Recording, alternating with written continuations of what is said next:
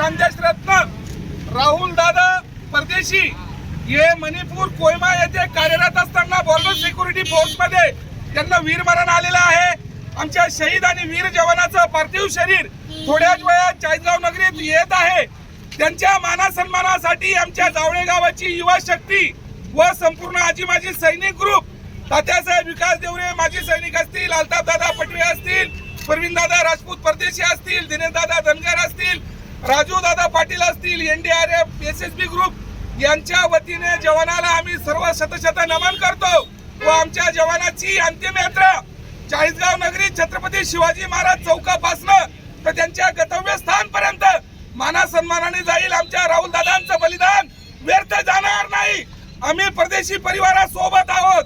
त्रिदल सेना, जय जवान ग्रुप, आजी माजी सैनिक संघटना, जय जवान ग्रुप चाळीसगाव यांच्या सर्वांच्या साक्षीने ऐतिहासिक क्षण म्हणून आम्ही राहुल दादांना शतशत नमन करतो।